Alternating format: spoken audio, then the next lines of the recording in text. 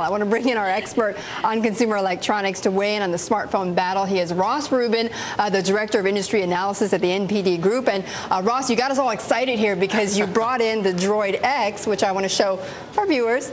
This was a release yesterday. Actually, let me just turn it on because all you're looking at right now is a black screen. And I'm going to try to do this. Okay, you see it? You unlock it, and there you go. So that's the interface. And this is running, of course, on the Google Android operating system, which is really catching up with Apple. Okay, overall, between these guys, between Apple, between Android, or Google, and RIM, who's going to win out in the end in all this?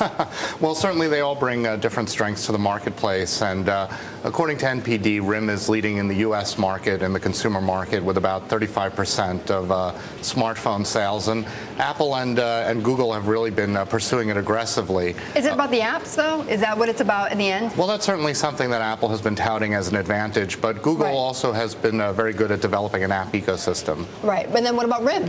Well, RIM clearly has a great strength in email, great strength in the enterprise, and consumers like the efficiency of that user interface. Yeah, they do, and particularly business consumers, right? Absolutely, and it's going to be an interesting challenge to see how RIM takes advantage of touch screens and these new user interface methods while preserving things people like about the platform. Well, I know RIM has said, though, that they're going to launch a new BlackBerry at the end of this year. It's going to involve touch screen. It's going to be more. It's going to be easier for people to write apps for it. Right. What are you hearing?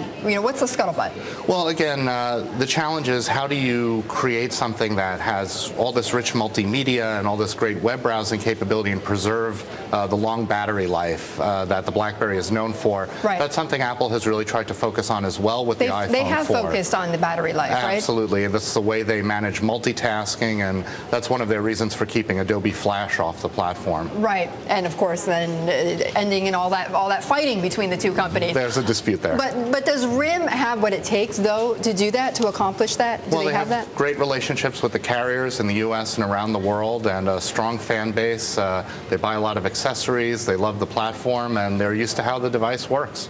Okay. Now, one thing when I was driving through on my way to work, and you see these people lined up, outside the Apple store, and it's all great pictures and things like that. But you wonder how many of those people are really new users to Apple. So that's going to be an interesting new twist for the iPhone 4 in that AT&T has halved the price of data to get in from $30 a month to $15. That really has the capability to drive a lot of new users to the platform who are looking over the course of the 2-year contract and how much they're going to spend. Okay.